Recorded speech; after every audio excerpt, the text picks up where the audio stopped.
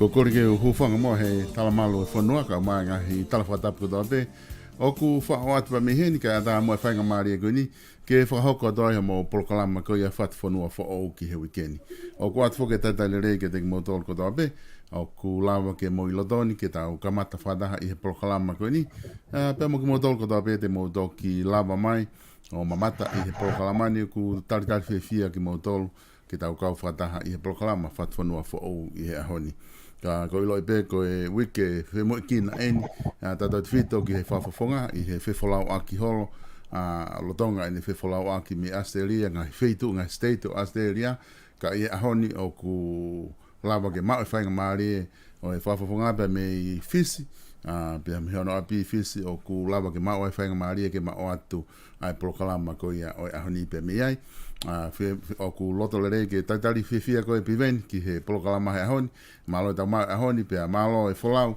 ko na ku ofi pe folau ke au tonga ko na ku ke efficient he ahoni ko tu ke fifia la he pito ko ke au ke family ia on fefe ha ke Piveni fefe ha ke fisi i he ahoni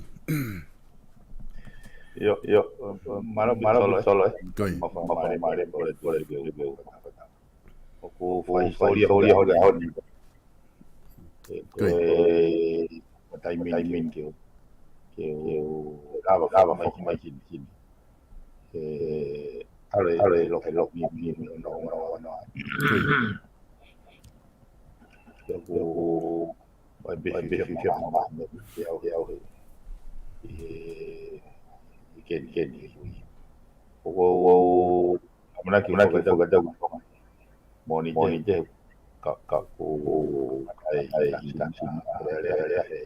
tu si por el rumbo to pe avare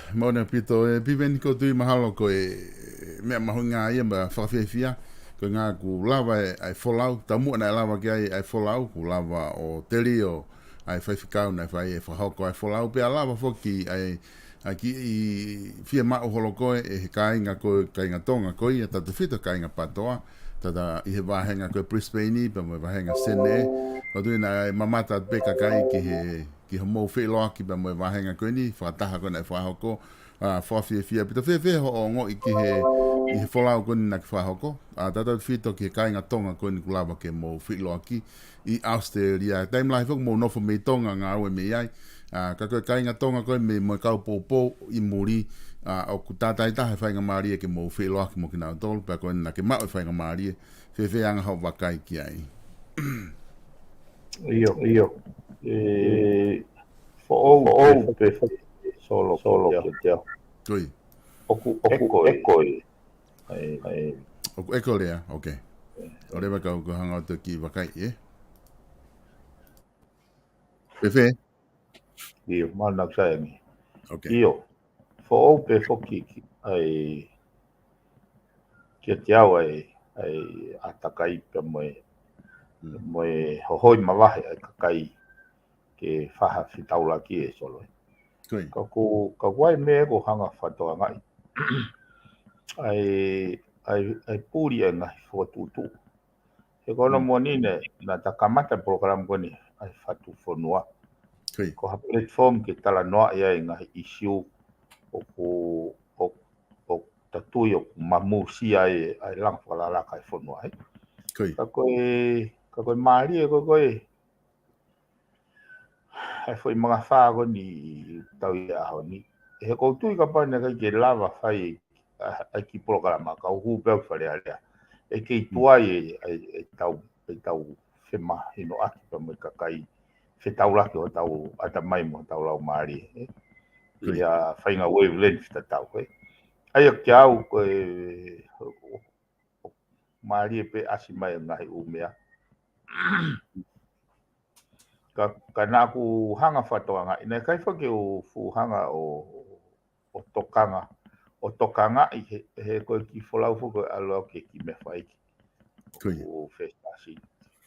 Pea ka nāku ulau pe ke o ki teiki le vai whai toinga wike ko ia i seneo ki Tāpulu. Mo wāke tonga. Ai pau toki hao au. Nai ke hao au he alo moni te ki fisini. Alo he moni te ke. Ka koe mahino e ka te au oku wai mahu inga ia mai ka kai kau popo. Ka nai kai koe kau pātoa pe ia koe kai ke pe. Ai he whetauraki mo ka kai oku nau nanau pe ne kai nau. Mui nau tore pātoa pe. Kana nau mui mahe whatufonua o mahino ka nau tolu e. Au peke hugo i whare alea. Kana nau o mai nau popo. Kana nau hanga whamu. Mahu ka ike. O kai koe polkara maa pe sei. Ka koe mahu inga koe ke tala noa i whakaukau he whate bire he mama. E koe tau palparema whako whatoanga he anga e whotutua tau society. Hange o koe ke whakaata, hange o koe ke whakaai pe lalanga ai o he mau koe ke tālanga i ai whakaukau he fuate pire he māma. Hange o ko turiven ke toki whekau i mai pe me olunga pe tok whaiha whakaukau. Kaike, kana me na kuanga o ngō i he na o ware o pito he fu hohoi mo fu mama lahi i he kakai. Whikawaki mo ngahi siu koni uta whakatala no ai. Ai whainga na mui ai. Ai whainga nau wahe mai na nau oku una wako i mea lahi i he fotu tala noa he program koni. Ai ne whakatala ai. Tai ki ngata pēa i kau ai pēa i mo e kere a voisi mo ngai interview vai he LTTI. He koe ki taim no e huu ki whare area. Ka koe kusio koe ke fu loloto mo mahino mo au sia e kakai o makatunga i he ngah program koni. O wange foko whaata anua koe. Koe whoke tau ilo. Mea koe whaangau e he solo koe. Ke tuange tau te ka. He koe ke tau ilo e tau toria maku puse dimension ko tope. E naka ki ta manaki mai tau aia. Naka ki ta lawa ta sio mai ke fwoi mga whaago e ni. E tai tolu. E tai tolu ke ta eua ko i liha. Ono ka mata ki program. Kaike. Kakapau nei kai ke kamata program ko ia he tau eua ko i li. Tau ke i he tau whaa mai pe he fumana. O moi pouri lo. E ke tau whetau laki mai mahino mai mamai kakai. Ai foko ko ha mai foki i he ngahi hange koe ko ke whakatala noa ki ai Piveni o ku whie mau he kakai ia ai whakaukau koe ku nai makatu o ngai whai whakatala noa pia ko ngā hange koe ku ki tā noa ki ai koe ta polokalama pe i he whatwhanua ka ngahi polokalama ko tō whai ai hatala noa mo kakai ki ha issue o hoko o whie mau kakai ki nau ilo ki ai whie mau ki whakamama ki nau tolu koe hae anga ho wakai ki ai ki tu ngahi issue ko ia o whie mau kakai ia ai ngahi whakamatala ka ke a o ka ki nau tolu i hene mahino ko he tai ni mi o ku ai kakai pa ko hange ko tala noa koe pātoa pe o ku ai pe ma kakai au nau tau ataina pe ki nau tolu koe ki nau fuwhama mafa nau tolu ke nau kau ki hae ki nau tolu ki hasino pe kwa pāti ka aku nau mahu inga ia pe nau tolu ke tala noa he issue i he funga te pile hange koe whakarea ke whai e Piveni Koe mea mahino ka tau e solo. me he ko ke pe ke ko kau ma tu pe ko kau tala vo pe o vai ta tau pe across the age group ai toka ke ka ko men mahinu ga te au ai lau mari ko e kai tonga ai nei ka men na vai pui pe e ke na te foki na to ki tonga ya ko os mai ne fa na wana mo ne family ki pui pe ka o ke hoi be na ro to ke pure le tu hau e fonua pe pure le fonua ai ko fenga lau mari solo ku opia ko whakau e motuani whenga lau mahari e ko ia ko tu ko kakai pe he ko skamata na ngā we na doho na api I he wani ai mo I afterlife he uhinga ko ni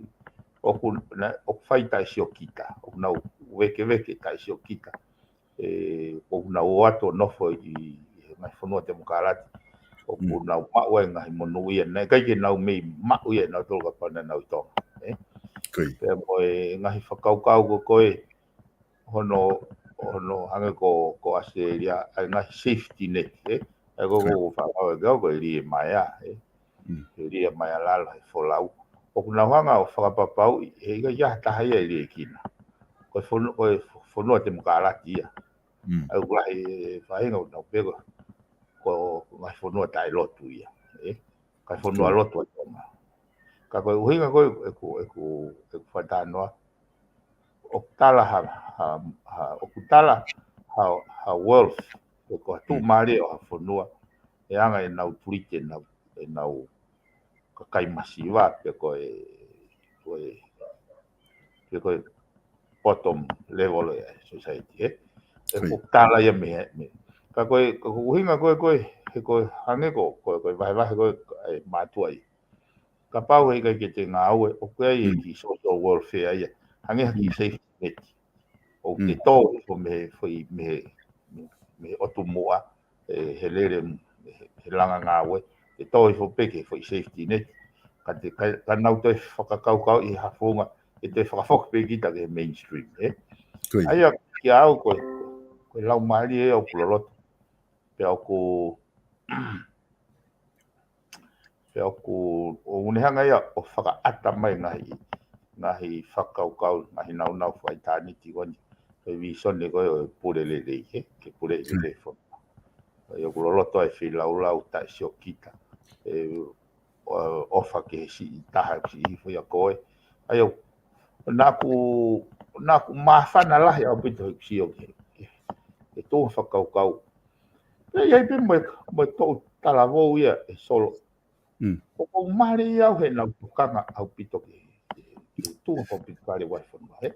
Matu kau talavou nau hanga noa na tolu. Wata mai ki. Negi I talavou ia na ma whetaulaki se ne. Whai pene tala noa e ne mawhana he whanau he ta prokalama mo ngai prokalama ke he. Alu pepa koe. Au koe ke whaasosiu ne vete maha no sote. Vete maha no sote. Mai ke alu moe o souvenir aki mo. He ka koe hoho ia koe no roto. Koe le tami tau ala koe ki he o alu koe to pea sote ko ngako whaapapa e ne hohoi. Koe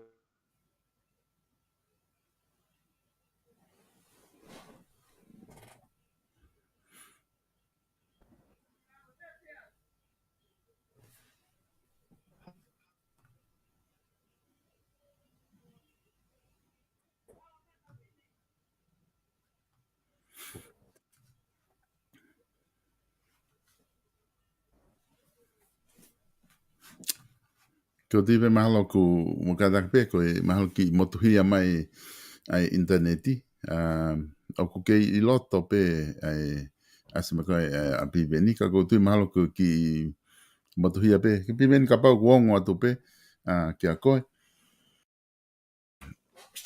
ko ngaha ku te ke motu apito ai laine ka ki holo pe interneti ko ngaha ki motuhia ai ai whamatala koe mo e whafufunga. Ka pau e te lava pe o ko te lock in mai pe e lava pe ke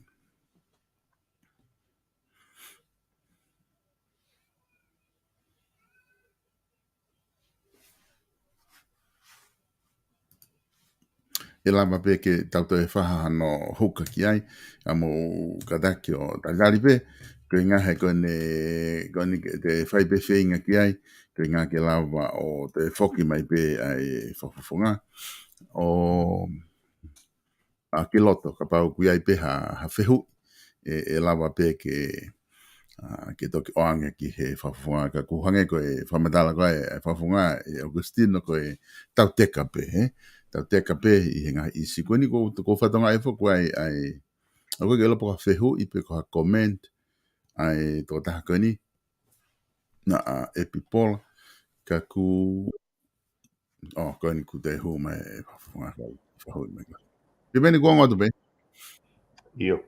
aia ko ki motuhia mai behe interneti ka kona kusai ku ngā ue pe Ko hilo pe koe nei tio.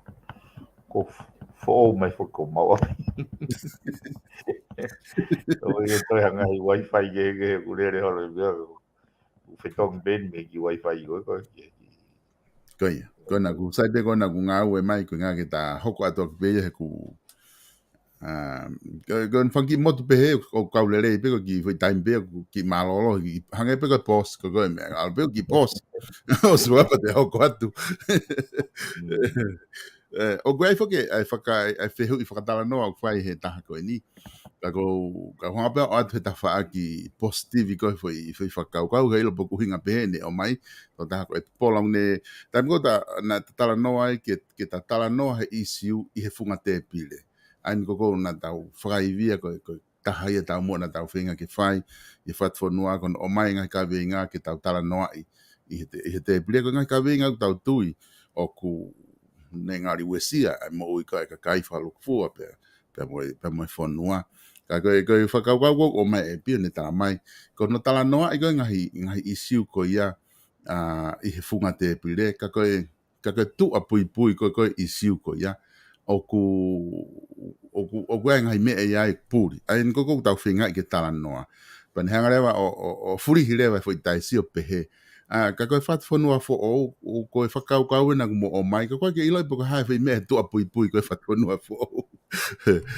ka kanga e whakaukau he ko ngahi isiu pe ko toa pe o matala noa o koe me a puri he tu a isiu ko ia o tau whinga ke whakamama ai une whakatatau le pan hanga lewa furi hilewa ke FATUFONUA fo o e whakaukau ka mahino pe e whakaukau o mai e Piveni Ego mago ko masi ko na ne fa iri fia te volo I.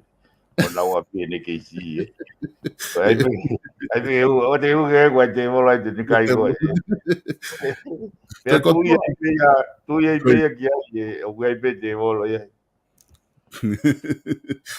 ko toa ai ko na ke whakahoko ko foi fehu I pe lahi taha hono o mai ko na I lo ko fai prokalama ko fehu na taha pe lahi taha ko hono o mai o na tala mai ki kore atu mua he taim te ta prokalama hoko ai ke whamama whakaukau na ke pehe ko patoa ko ha pāti ka ko toka te rine ai foi whakaukau pe ko ke uhinga ko pāti pe ko uhinga o kai pe ko ha pāti ka pe ko uhinga pe au ia I ha mea kehe na ki whakarea ko toka te rine ka ko ha pāti ai patoa O ku ngari wale be ki te be ko pāti lo to ko ke ha faunga whakapāti. okay Ko ia la whakapāti. mm As of now, lo to ke exist ha faunga whakapāti ke ko lau ko aku ko foi toka te rine. Foi IT. Foi IT. Ko ngai pe ko na foi principal. Ai ko he ko fe mau fo ke tau hanga o provide ke reality e so. He ka pau te tau ta no whakapāti. Ma tu o se definition e pāti. I he context ko ngai fo no te mukarati o se exisia. E tu ga tonga ka pau te tau pesiu ai pe whakaukau ko pātoa ko pāti. E misconceive le vai he te tau whakaukau le to he context e fo imahino ko o ngai fono fa te mkalati e Oi. ai ko foi me ko foi mau ke provide for clarity ko ya e ko te ke he mo to riti fine ko ko ni stu tone tonga ai privy council ka pate ke ku kolo e privy council hono definition ni o kune o mai e a context ko fra maman lahi sai so ha pe te tonga we a ke privy council e ta ko ni stu tone o ta riti fine ta toria ko ka fare i pe de afio Oi. ka ko privy ka ai ko kuhinga e hala ke tau tala noa pati. Lo tau koe ko system fra pati ya. Oi. He tau mani tau hange ko ni ko pati ya hange ko ni ko lau ko hisi. Ka he ke hata ma ke me pati ko ke pati ko tutune ko ni stone ke tua. Me fale alea. Ka ko ya me pehe e tonga he ko ya pati ya. Aia kone tu ko ia until oku kapau behe ku lili wa tonga o whakapati. Pia tonu rewa hono He to tonu rewa he ko ngā align definition ke foi structure fra universi fra mamani lahi. Koi. Mo mahino apita fi whakau. Ka pe rewa hono spela ko pata o a ko pati te mukalati. O te modu wanga. Fta don ke ki realign pe fo ilea ko inga ke fe unga mo fe tu tai ni mi pe sai pe ke le pe ai ka rewa ki tok fa. Mana tu ko ra ngai hono whakaere a koe ki mua ka koe tau whengu keni ke tahanga anpeki mai ke kono moni te tatu o misconceive pea ku confuse toko la. He taim poko tau tā noa pāti ai i he foi context o koe kia pāti loa e po pāti system. Koi.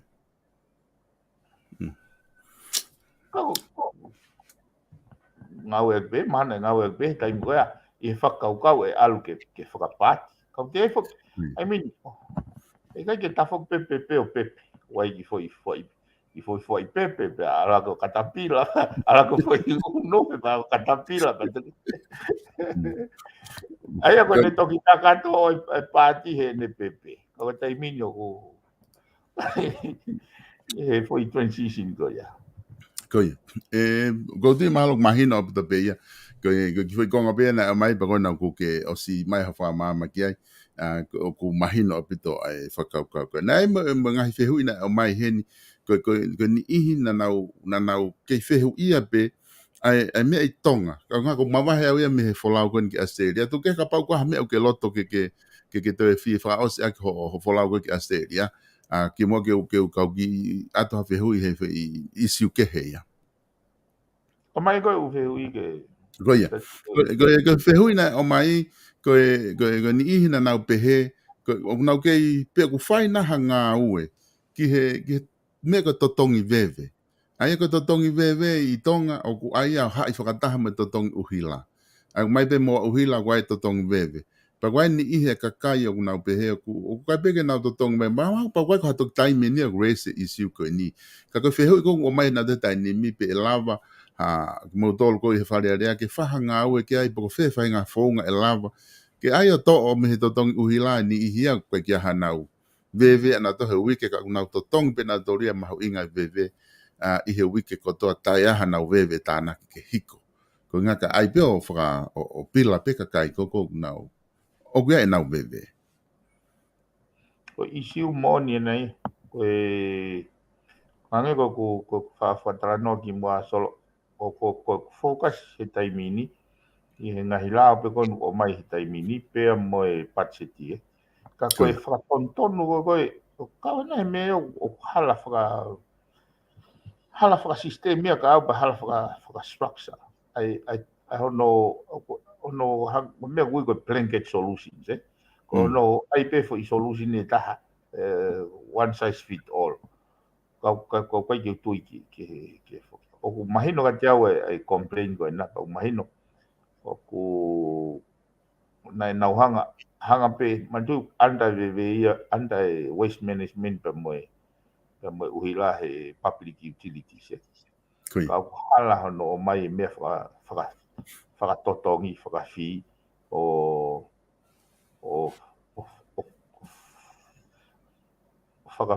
whakapipiki whakataha.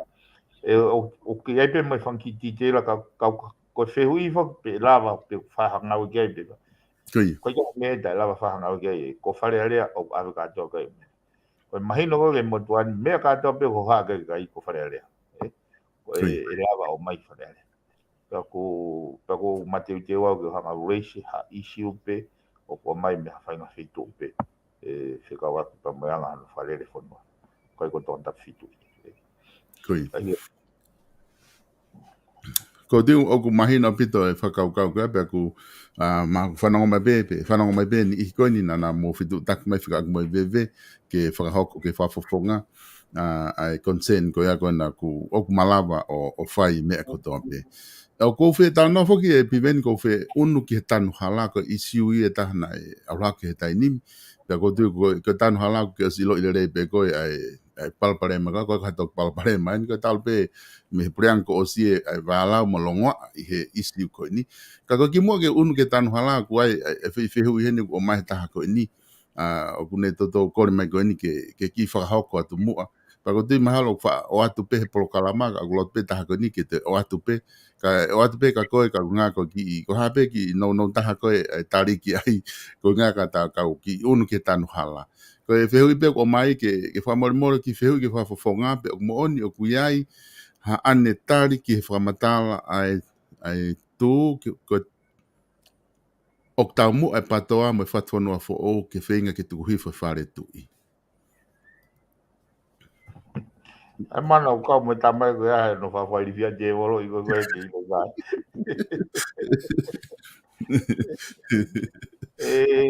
E solo. Foi mea koe ni talu e ku lave ki ai time and time again. Ko tuku hifo o ha atui. O whai aki e liu kawa. Koi. Nai tai whi maari e pea tupou niua. Mo ulu ka alala whire toa. He pure COVID e whai he tui tonga ko tuku aho. Koi. Na tu haka o matam te. Pea koe whaunga e na tau whe takai mai ki mua. Nei, la masi holo pe whakapo uri. Koe whakotu e koni sudone ta walfit nima. Uhinga rewa tupo uru aki. E ua te tāra ngai a ka hau whakapolitikare whanua he whakapo uri mo po vai. Kai o mai o tālo noa i he te pire, funga te pire he māma mo mata hopeni o tohi ia koe lao. Hai toi ko te hai toi tukuhifo ka tukuhifo whare tiu whi mauire tukuhifo ake mea whana mo po vai mo mea koea he wao tā ia ta po ka matau ta mai tau ta noa te mama pa tau ta noa whare e funga te pire Kai ki haka unga e ki ai whare tui pe mo hoi ki pe mo e hafu e whotu te wha sosiale Koi mea moni koi ha ai whetaulaki anga ke pule i le rei e whanua mono tukuhifo whare ke pule i le rei tuku hau e kakai mono kai ki hana whe ange ko kai hao mo i Koi. Ko tui mahalo o ku mahina o pita mo e ta whaaki ko ia. Kau ki unu mo ke tanu hala e Piveni ko i ngā ko isi ko ni. Nai hanga whoke hanga he kau taha. Ka pau te whao pe ki he mea tai nimi. O se mahina whoki, nai mahina pe e ngai kau taha tolu ko ni mo e polokalama tanu hala he pure anga kua hiri. A ngahi longoa nai hoko ai, na kai totonu ke awe kontreki, na kai totonu ke ha mo ha. Kau unu mai mo ki he mea konu o tonga hoko he tai nimi. Pai lawa pe ke toki whakafoki ai ki mui, pe ko whewhe tu te ke whoki holo ai me he pure anga ko o si ke pure anga koe ni. Ai nai whaka ilo whoki e he ngahi kau taha tolu koe ni. Ai pure anga o ki whamau anga, pia whae nau hearing. O toi nau whai hearing e taha. Ai a koe hearing whamui muka na nau whahoko, nai whekawai e he, nai otai e he whamau anga, ai pure anga ke ta ofi whai, ke whakafoki ai ngahi kau taha koe ni, ki he ke nau whahoko ai tanuhala. Kau toi whai taha. Toi whai hearing whai taha koe ai koe whai no lo ia. A ka kone tuu koe ia. hene tu pehe rewa o ku talamai rewa hengai kau taha tanu hala ia. O te kai peke ke whakahoko na toha fo i tanu hala. Ai koe mea ulaki a kong nau whai ai koe nau. Pea na whehui ka nau tolu, koe haa hui ka na e to o ai mea mo tole tanu hala. Pea na ta mai rewa he ka taha tanu hala. Na nau hu mai pureanga koe ni, pea nau talanga rewa ke totongi ange taha tolu miliona. Koe ngahi ngā ue na na o stanu e nau tolu he pureanga kua o si. Ka kufia mau ke ulak totong ka nau tok hoko atu. Pea kai ke tāria e he minister mai pureanga koe ni. Ai foi I whakaukau ko ia. Pea nau kumere na te kau taha fo o. O na hore na tolu ia o totongi kau taha ko ni paanga tolu ngiau ki he lauti. Instead he fitu noa ki he lauti. Ai ko foi fehu ke he fokia Piveni he dainimi. Ko taha tolu miliona ko ni ko hagu ne sibi na o mooni taha tolu miliona ko ni pe ko hafua. Poko hai mea na fai ai fetoke ke aki ko ni. Ka ko atu pe au foi whakaukau whakalukufua. Ko haho o wakai ki ai I he tanu hala o whakaukau ki he dainimi. Io I solo. Kia au kaurire e nau alo na toki whamauanga. E ni solo e pare koe ni. Hange mana tui nau ostara no pe mea koe ni. Ka o mai ha o tita. Ha o tita tanu hala. Ha kau engineer I he tanu hala ke na mai o titai. Ai veri ue paanga ko os whakamoreki mo tuunga ue ai hala. He usai ai nau asi mai koe na o eke tātou miliona. Sa ia ui ai. He tene hanga rewa race le vai pa haka e huinga na nau ai e nau kontureki e ta first place. Aki ha whai ha I ngā ua. He sio e drive rewa he mea koe ni ai pure anga koe taimini e nau whai rewa e o titi. O ngā ua nei whai. Ke koe value for money, o return of investment. Ai o ke au kaurere I ni. Ka koe mea ni ko os mahino koe ka te au. Fo tutu ki mua, mau ua kakai. Ko hapalapare mahi fo tutu ko ne mau ua kakai. Ka koe ile mea ko fie maari ai. Te ko ngā ko loto he fo taimo. O kui kai ke utei tu e taha. Ke whai tutu ne pureanga ko osi. Fua hono nunu a he kakai. Whai tutu ne pureanga ko ni fua hono nunu a he kakai. They must account. Ka wate whakaukau koe ni. O kulahi o mea o ku mau ia e lao. I he foi kontorek pokoi ki mua. Ta me foi founga pokoi ki mua. Ka tuka hanga o ate foi whakaukau koe ni. I he kontorek koi ki mua. Ka pau na e tari mei whare area. Let's say. E koe mea koe toa pēku pau ke tānoa kai ku tahaiwa. Ku fitwalu. E koe sutone. Koe mea koe toa pē. E totongi me whare paanga, kua pau ke hiki ni mai, pe tari whare ale. Pea koe mea e tūtuni, e he whare, koe mea e whai gai pure anga, e kau minista. Sai. Ka pau nai whai e whai mea koe ia mei whare area. Te kei ke mandu o fulahi ngā we e anga I kio ga aku. Na o hake I sio koe ni te tā upe ki ai. Ka pau nai tari pe e tua ka meti kai ke mai whare area mau la. A pau nai tari whare area kei mau la pe. Ake hunga koe ni. Mana tui nai o mai e konturekia koe ni. Pea tala mai nau tolu confidential kau tahai e tolu. Sai. O tu unia he tohi tu ni a whare area. Hei kai kau ha taha o whelawei. Tonu pe kaunga ki ha benefiti o ha whahinga tu ne whai whare area ke hiki ni ma. Sai. Na e ai ai hoa o lavu koe I he whare area. Koe tutuni koe toi tutuni hei kai kau ia no tālanga I mo hiki ni ma. Ka pau nei tutuni whare area. Na e ai pia mo I no pere koe ko nuku. Sokie. Kai ke na I kai totoni a ke sai. Ka pau rewan. Na e whai fo tutuni koe ni hei ke o alfa mapo. Pena I kai ke u I leo nei recuse hataha ke hu ki tua. Kai tuk whai hula talato a I pe whai. Aia ki au kei mau lao. Fuot mau lao. Sai. ka pau hu mai poreanga ko ni o fai tutuni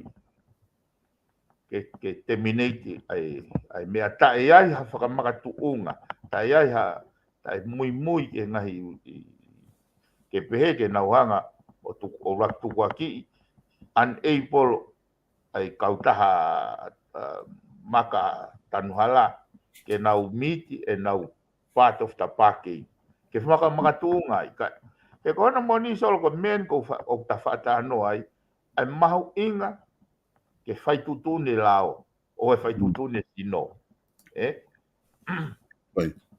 ka ko tofi hai ne fai tutune por anga fai tutune pe mafai no foi ministra pe no foi cabinet pe o iku palpare maiku o iku fu ai he kakai ai no ai na fai tutune fi hai turi ni ka nga au fu mea ko ya fu me fa mama la ke ke te fe ma haloya ta ke ia ke ne fai hopo go ya ko no turi pe hata hata o ange ene totonu o hui go right of reply ko net rosastis ko ne turi pe hata o te o ange mea go ya ki ai o automatiki pe a ene hala ana fai tutu he ko fu i lao faka natula ia hui go net rosastis o pau ke o atu totonu ke tari ki ha accuse o fai ka ko right of reply so ke CEO go a TCC na pehe ko tama Sri Lanka.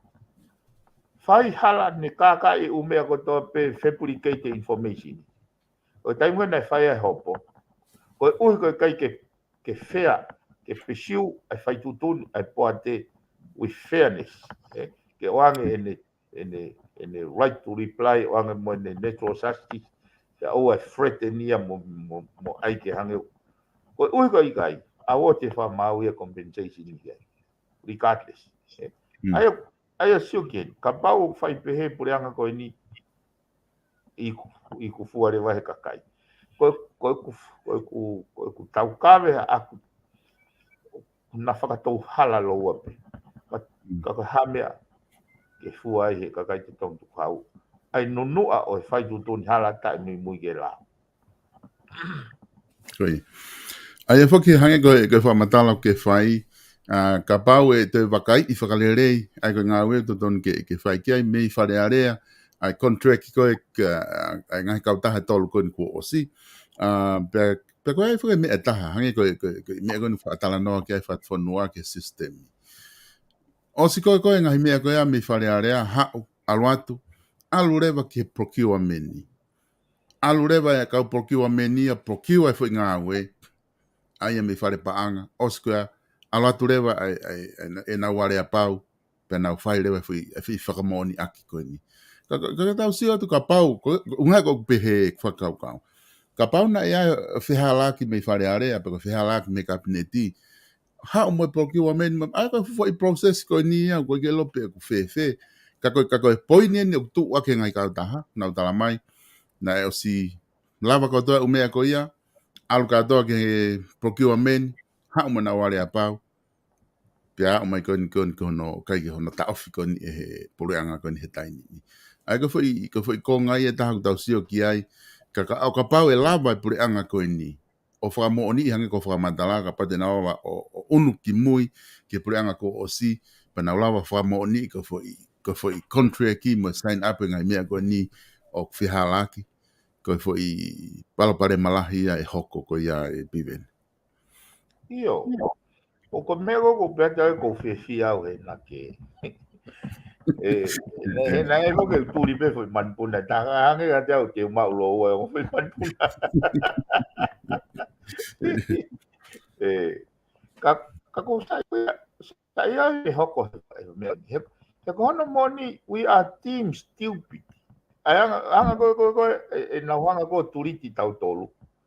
Ai no ai be na ai na to konture ki e ospa hu mai go no ai no ai hange ni o ko ka ha fainga me hange ni o ko ka hala o e funuan ai ki au o ko fi au e hoko me go ni na ku ki fano ai go ise o ko ise ne na ku la ve be ke me go ya te to foki ki tonga ki fa ma popo information but this is a very interesting case. Koi. E wanga ko lau ko me ha o foi hala fe tau la mo foi hala. Ka ke tanak na o pe tonu le. Que foi mene taha ku, wala que ki fa mahina na ka foke mahina ya pa ko hai, panga fitu noa ki he ha. Ka ahon ko ke fa matala ko ni na o mai, panga fitu noa ki he kiu pik mita e tolu po ni valu. Pe ko e toni e nima, aia na panga fitu noa. Aia ko na pehe ko foi lauti, ko na wharea ko foi lauti, ma ko foi paketi e taha o tatai, ke whakatatau ko kiu pik mita e tolu, ko taha ka ko tolu po ni valu. Pe whatatau le vai ko toni e nima, whanki lori taimi ko ena e toni e nima, ai ko ki foi tata pe taha ki ai ko fitu noa. Ai rewa ka pau ko me alere le vai na mai na donga fulori toni taha nima. Ai rewa ko foi tata ia e tolu ki ai ko fitu noa ia e tolu. Wangia hongo fulu rewa ia. Ai rewa na ta ofi rewa na tolu he preanga ko ni. Ka mai rewa ka taha ia ngahi ka taha ia o tolu ngiau na tolu ke me tatau pe. Tolu ngiau ke ki upikmita e tolu po ni valu pe ko toni e nima. Ai ko foi tata e tolu hiwa ngiau na tolu. Ai na lere ake foi tanu hala ko ni.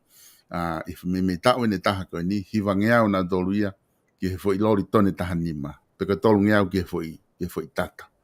Aia ko konga ia taha o hoko ko concern mo ia. He ko tui ka pauna e fetongi pe ia. Ka pauna e fetongi pe ia e potunga we to tolu ko ki tua nga po ha uhinga na na to ai. Mai pe ha ni I ka na ke lere pe foi fitu no ka tau sa to ta malava ia. He ko tui mal ke tanu halai tonga ka ngahi lori makai was fire tu he wange au pe tolu nge au. O ta malava ke na foki na dom how ke fitu no e pive. O hinga na nau palpare mai ko nau price fit no. E nau la na toria, o fa ko nga we panga fit no. Ka ko foi panga fit no ai ko foi vari pata pe ka to foi kai ha. I he lau ia ko because that is quite impossible. Ke nau o mai o whatau maka fitu no te ka nau mea ngā ue. Ka koe ni solo. O kei lo kai koe mea ko tui to ton ke alo e tau focus. Because that is details e lau veto ko mai. Koe whehu e ni au to ton ke whehu e kakai. Ha uhinga o vare ange pe. Ko tu maari e kakai ia. Foi toko ni ihi pe ia he maka o e whanua. Ke tanua ke hala e whanua. Why? Koe lao kere reu ne tau whiai ke whaha kuawi. Pea koe whamatala koe lau maari e koe hono wahe e tupo uraki kere. Koe whakau koe foi ke ngowe ia e masiwa e kakai. Foi mita e ua. Ka iai rewa ha maka koloa i he mita e ua ki lalo i lalo whanua. Koe maka iai pure anga. Kui. Whehu ia tu ke whehu i he kakai. Why all of a sudden, kua tu maari e kau whanki individual o koe ni. He maka koe koloa e pure anga, ke tanua ke hala e pure anga. Why? O whehu ia ko pe, ke whehu ia nge ke ngahi pure anga koe koe. He kamani na yaha tahe aha ne fu maka. Ka koe ni, te wadi whatata koe ni. He ko mauen me whamatala e hopo. Hopo ko ka monuku. Koe fu makai e motua ko Paula Kava. Haurewa luani, haurewa anuku o kore ki a Paula Kava ke ne whakatau e foi api a ke tahakiru tolu mano. Takiru tolu mano oskoa pea toi oange mono atuku hau kai api kolo oange mono api kolo i hati kai momoi e Paula Kava ai foi ki konga kere ko puinga e solo ka pau te tau operate lao whakatatau ke lau maari e lao ko ka pau ilo koe maka eni. Koe mere wai pure anga ko no oange hakonga api ke mawahe ki ai a Paula Kava o ngoue ai kai ngahi maka pure anga he maka ko ke tanu ke hala pure anga ha ui ngau tau tu e whakamore tau tore ono noa miliona ua fitu miliona ki he maka ke ta kai ke winga le reia it's just basically ange ni we are a bunch of idiots anga no whalere tau whonuan kai ke utui pehe ki au soke ko hai wai ne maka ko saya moe hau ko nuku ko la ko luna eva ko na mau e me fe ko na o fa tau ngai ap tu hau ko fe ui o tu mata ai ku ta valo ko ni stu tone kaya ha ko nga kere kere fe mau he nga we pure anga o na tol ke na compensate relocate kai o mai me ko ya ke nga we ya ke pure anga ha me ko ke fai pe he ai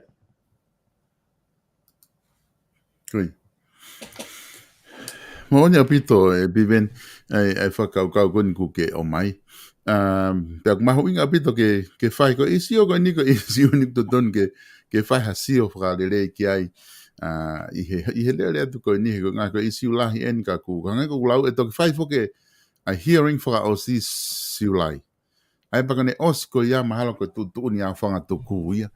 Nā ku tatari pepere anga ke os hearing whaka o si ka toki ko hai na fai tu ni ki ai na fa no bena na fehu ya nei I he press conference ki he ek pare nia ai fehu I fika ku metan hala kana ne me ape pe he ko o glotonga I fama wanga ke ke lava comment ai hanga pe nga issue ku fama wanga ko nga fungene dana te ma ke fa va kai tau pe he I he contract ki I ngai contract ki ko os fa mo oni ko manaki ko ke tu ha contract pe cancel pe to o ki tu a me pe he pau pe na asiai na fe hu ye professor ho ka pau pe na asiai ai fare I whakalao me he office ko attenzioniare pe ko office ha pe ka loya ki he tu unga ko ai contract ko na lotonga me ka nga na decide pe ai pure anga ke o mai ka ta fo o ia fai na trenga nga ka ta ke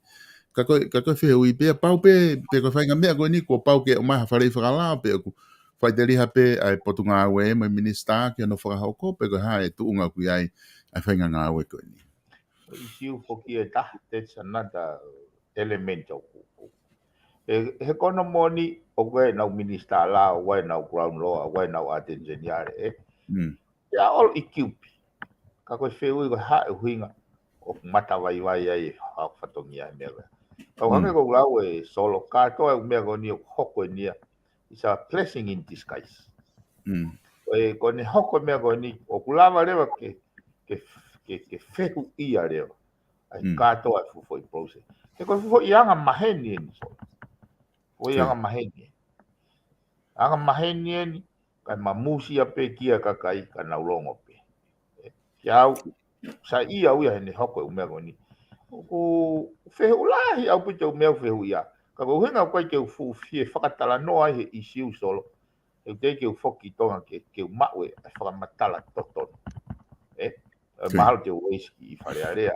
Ke o mai e whakamatala mooni. He kai ke lava ke tau whai tutun le lei. You have information of fabricating mo kai ki kakato. Incomplete. Kui. Kau mahuinga o pito ai isiu koe ni. Kawai pe e solo ngai me ene nei. Hanga mea koe ni o ai. Ke toi lorotang e tau sio ke isiu koe. Kau ene isiu na ho agai. Kau e isiu koe asika. He isiu na ho haa mau kai. Kau keilo koe toi vilo mai koe hange koe te hau koe.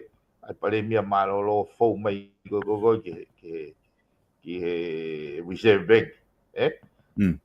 E maka tuunga I hono fehu ia. Ke lava ke toi whaka mo ui mai ngai. Ai whakau hange koe ngai. Kono o hake kone ombudsman ni. Neongo mea mas neongo pehe tola ko whakaofa ko tu to taka. O keilo ko ngoi e solo. O ko ngoi au au tapu ki na fonua he nau fai tutuni hala ko. Ka to me ko ni ke vete he manga whago. Has been too long. O folo hano ngai ko vi tolu na wari. I don't like it. Kai o roto ke o tari foi whakaukau. Ka neongo katoa e umea koe ni. O nauhanga pe o provide my avenue ke tau te whoki o revisit te umea koe. Kai lava e whanua maan.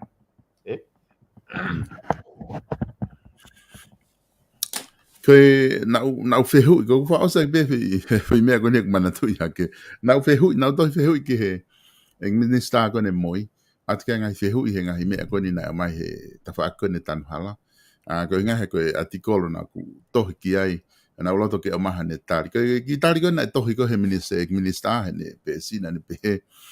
O ku iai e kau taha, o ku ne wheinga ke kahi ase whai to tonu mei tongani.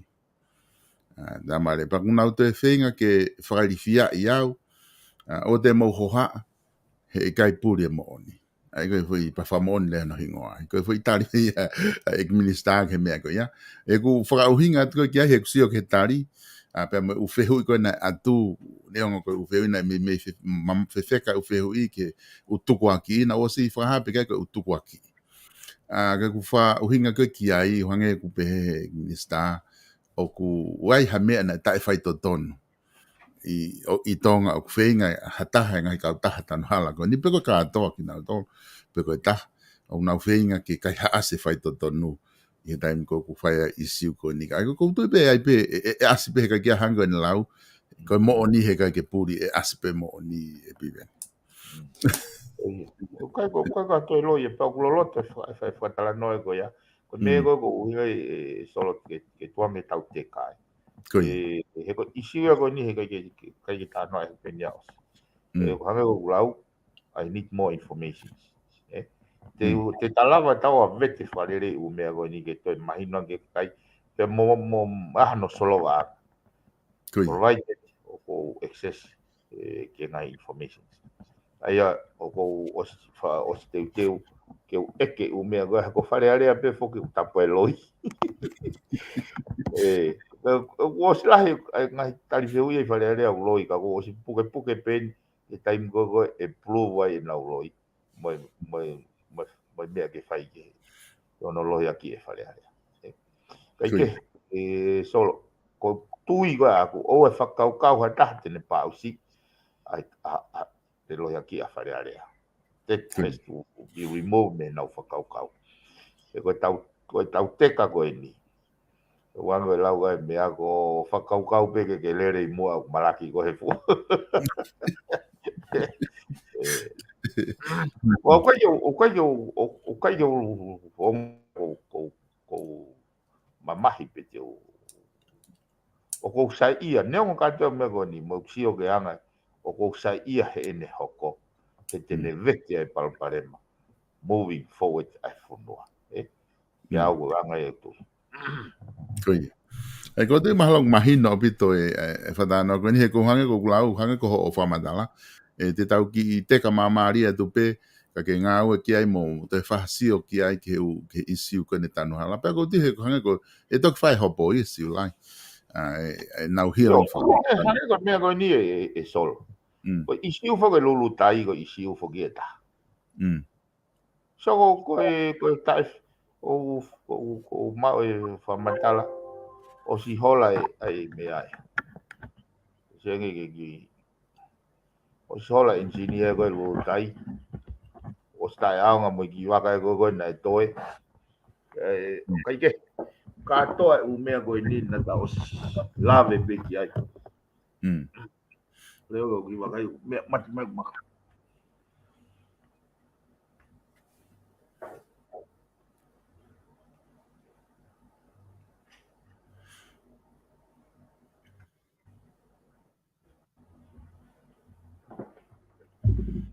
Koia. Kako ko se fo o se te taimi. Kata toki hoko atu he. Ta whetau whamapopo e hange ko ki wholau e kui tonga he ui kahau. Iyo. Sa pito ia mahalo e sayang ia ke ta ki ngata pe i he konga ko ia.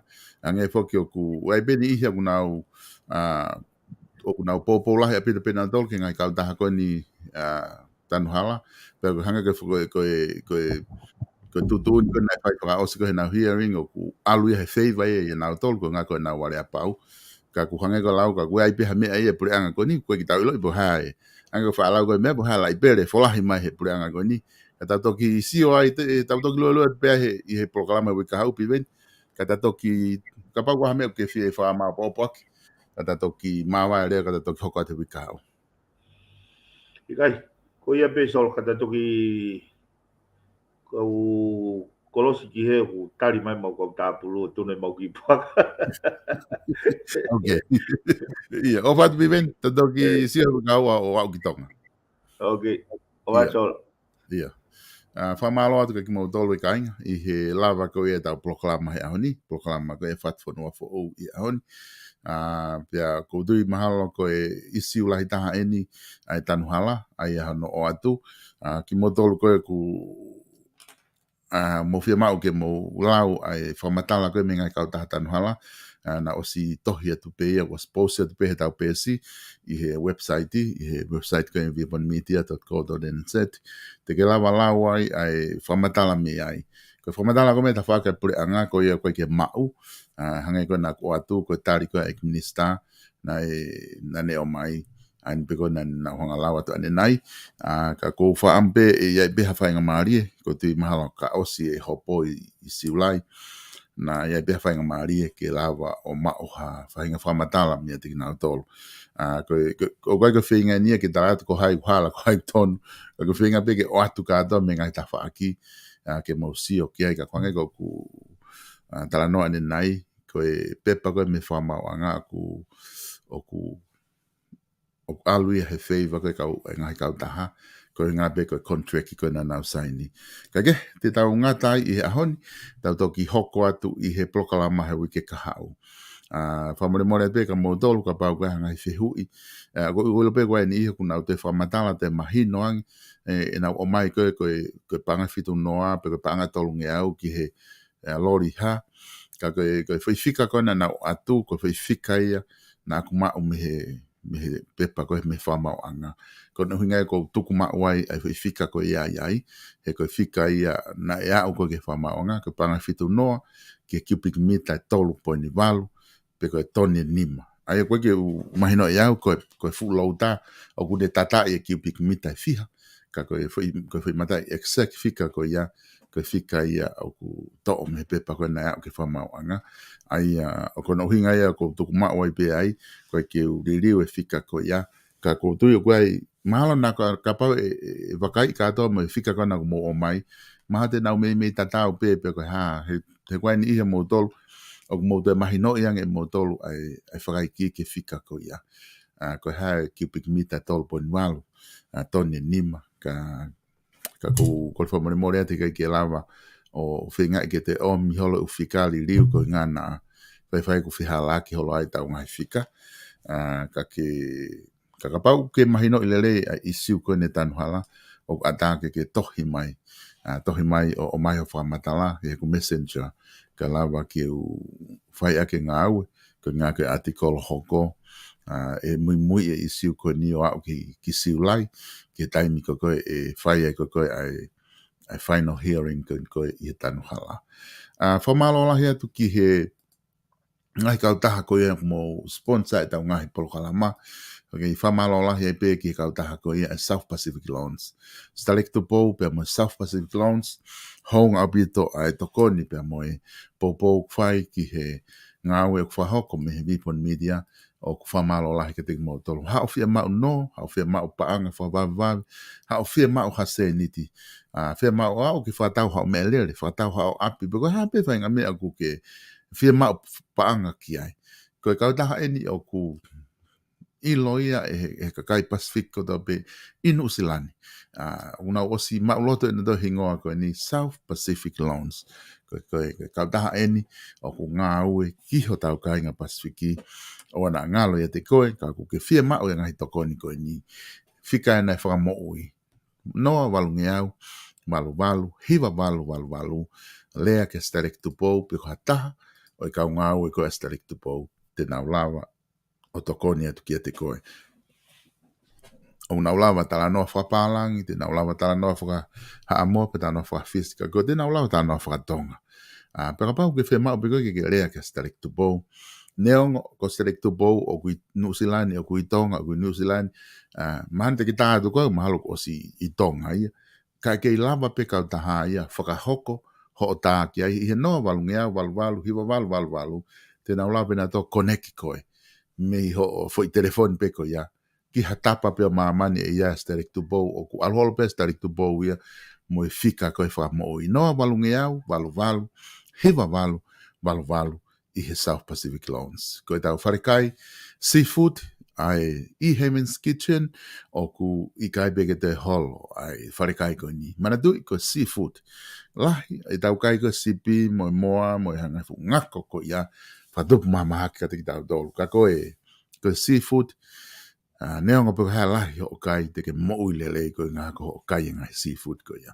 Koe fika fitu taha F o Portage Road I loto o tahuhu, te ke lawai o mau mea tokoni, me he wharekai koe ni, I Haman's Kitchen, aiongo matu atonga, o kuna tari loto fia koe ke fitu takiangi, I nau telefoni. Noa ua taha ua fitu, walu ono, hiwa ono. Noa ua taha ua fitu, walu ono, hiwa ono. Iha whainga taimi pio au ki hongo fulupo uri, no tok tāpuni peki ai, I honau wharekai. Koe whia mau ngā au e nia, au ki whahau koe te kumana tui, au ku mau whia mau ha kau ngau e reipa, ke ngā au I Alpani, peko Westgate, peko Man Alpat. Whae ke mai ni I kau, ko hame koe ke hanga au I South Auckland, mo Manukau, mo Manureu, me whetu ko ia. Mo manatu I ko North Shore. Paka unga au eko ko mau I he mau whetu holoheni o tigai ke loko mau atu haku alatu ke whetu ko ena ka kwai pe unga au e mau mi ai ka whawhalala pe ia I he ata ko nga au e ki ai ka koe nga au e nu ata he tainimi o kui Albany, Westgate pia mo Man Alpat o ku kau ke fia mau ngā koe ni, pa ke whetu taki mai. Telefoni mai pe te ke tohi mai messenger, pe te telefoni koe noa wataha, ua noa nima, noa ono, noa fitu. Fika o kuwhainga fua o pito, ko noa wataha, ua, noa nima, noa ono, noa fitu. Koe live stream o ku malawa lelei pe mandui ke mau whahoko live stream koe ni ma au. Ai ai Nusilani mau whahau ko live stream ko ni heni ia o fia ma o whaita pe ko hape whainga mea o ke fia ma o ke whahau ko katoanga whitu daki mai te mau lawa ke puka ai a ko whitu daki mai pe te mau puka le waia a deposit panga te au ka mau lawa o hold a place ka ma au pa te mau wao atu lewa o whaita I hoonga I katoanga ko ia ko mau maho inga mato aki ma o pitoia pa ku whaatui ke tau wanga o e tau nofo heni. Pea koe ngahi whaitako ki o mai e tokoni au pito ia ki hono whakalere ko ia e tau Vipon Media ki lawa ki o atu e tau ngahi polokalama me heni. Ko tau whare wala I tonga e kia. Page Fashion Store I loto nuk alofa te ke lawa whitu taki. O sia au atu e uta koe ni mahalo koe na uta lahi au pito eni o ku talamai ke te au kua o e waka ki ai I ahoni. Aia e tuwange uta koe ni a pongpongi, pea e lawa o au ki tua, I he moni te tu si te pure lulu, hape whainga aho, I he wike ka hau te peni he ngāua koe me wafu. Ona ke tō he uta koe ni koe ngā ulahi, au pito e wala, kakai tangata, kakai whiwhine, whanau, longa I whanau, mau katoa ia, koe tuasila, koe whetaulaka anga koe na o e hala whatawhehi, pea moe hala salo te, ai koe turiki koe na ki he ofise uhilata moe pe au, koe whare lano pinki ko ia, koe Page Fashion Store ia, o kuna sponsor e tau ngahi polokalama. Whetu taki ake ki ai, pete ke awhi atu ai, whakatau ai hau ki I wala, e toko ni ki he tau ngā awe kuwhahoko. Koe ngata e tau polokalama he aoni, o whaatu ka tiki mōtolo, tau toki whelongo aki, I he tau ngahi polokalama ko ia, o e wiki ka hau ka mō, have a good weekend.